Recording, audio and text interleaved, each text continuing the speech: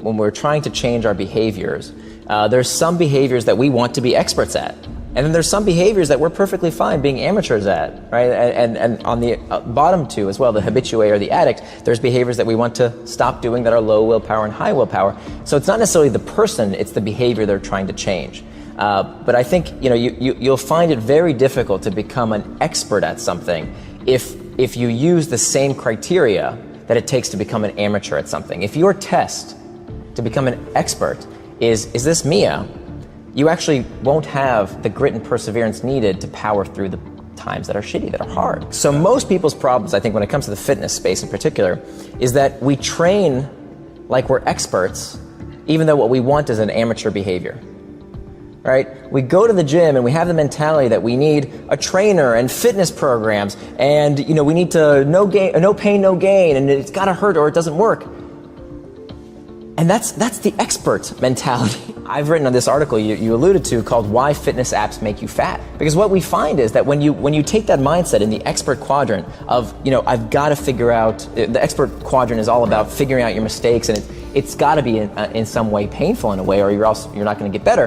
What that means is that people are doing exercise that they hate, which means it's not going to be sustainable. Not only that, we know that when you suffer at something, there's this phenomenon called moral licensing. That when we feel like we've sacrificed in one area of our lives, it's like squeezing on a balloon, right? When we feel like we're being good in one area of our lives, we cheat in other areas of our life, right? I squeeze on this end of the balloon, the other area, and we've seen this phenomenon occur time and time again. We find that when people buy green products, they're actually less kind. They're less likely to help someone who's just fallen down in front of them after they've sacrificed by buying an ecologically sound product. Some of the highest insurance rates on the road today are from a car that you wouldn't expect it. It's not Ferraris and Lamborghinis. Some of the highest insurance rates are for blue Priuses. Right? Interesting. Right, because there's this effect of moral licensing. If we're good in one area, we're allowed to be bad in other areas. So how does this play out in the fitness world? Well, I just, sweated it out on the treadmill for 30 minutes, and it was so difficult, and I did it. I persevered, and it was so hard for me. I didn't enjoy a second of it. I deserve a Jamba Juice with 60 grams of sugar and 600 calories. Even though I only burned 300 calories on the treadmill, right. I deserve a reward. And unfortunately, when bringing it back to the technology industry, a lot of fitness apps today only look at that side of the equation. They're only about getting your step counts because they're using the expert mode as opposed to the amateur mode. So we talked about the top of that behavior change matrix, right? These do behaviors that are either low willpower or high willpower. At the bottom of that behavior change matrix are the don't behaviors, the things we want to stop doing. And so there again, we have low willpower and high willpower. So what I've utilized in my life is using a technique I call progressive extremism. Progressive extremism. And the idea is that the problem with diets, and the reason that diets make us fat, is that they train our brains to anticipate scarcity. And of course, what you're doing when you train the brain to do something is that you're heightening the awareness. You're making us, these diets train us to expect, okay, I'm suffering today, but as soon as this diet ends and I can fit into my wedding dress, or the graduation ceremony comes, or here's my goal by the end of the year, I'm gonna be at this weight.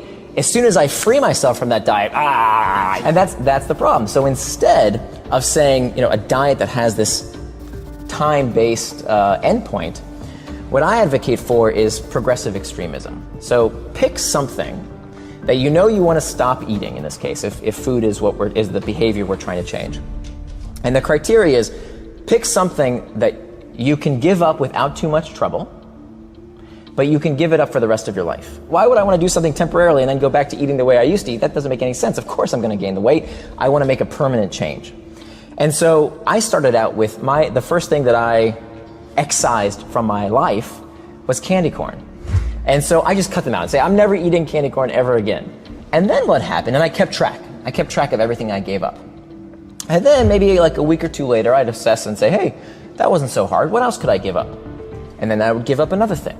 And another thing. Then I think the thing I gave up was no sugary drinks in the house. Okay, I could have sugary drinks outside the house, no sugary drinks in the house ever again for the rest of my life. It's a rule. Progressive extremism.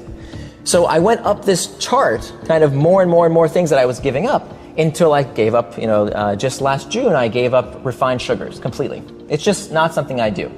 Now, people have no trouble saying, oh, candy corn, easy, that's great. But then you say, okay, I'm going to give up all refined sugars, and people say, oh, that's not so cool anymore. Right. But of course, that's the natural progression. And what you're doing here is you're using this phenomenon of self-image. That when you talked about self-image earlier, and how we can actually utilize how we see ourselves to boost our willpower. There's been a lot of studies that show that when people identify a behavior that they do or don't do as part of who they are, it becomes much easier to resist. For example, if you're a vegetarian, if you're a devout Muslim, if you're an Orthodox Jew, you're not constantly asking yourself, should I eat the meat, or should I have some beer, or should I have some pork, right? Like, that's not a debate you're having on a constant basis. You just don't do that, because that's who you are, right? If I'm a devout Muslim, I just don't drink. That's just what I do. If I'm a vegetarian, I just don't eat meat. It's no longer a debate of should I, can I, is it okay? I just don't, right? Whereas many dieters, they think to themselves, well, should I not, should I have the cake? And what they're doing is expending this willpower resource that over time, there's a lot of evidence that shows becomes depleted, and it becomes very hard. It's this constant struggle. But by doing this progressive extremism and saying, look, that's just one thing I just don't eat, and taking it slowly. I mean, this has to take years to scale up. You're constantly excising things from your life, from your diet, but for the rest of your life. And it's using that same principle of, this is just who I am, I just don't eat those things. So that's the shift, is changing your mindset of this is something I just don't do versus something I can't do, which can't means maybe it's flexible versus something I just do not do.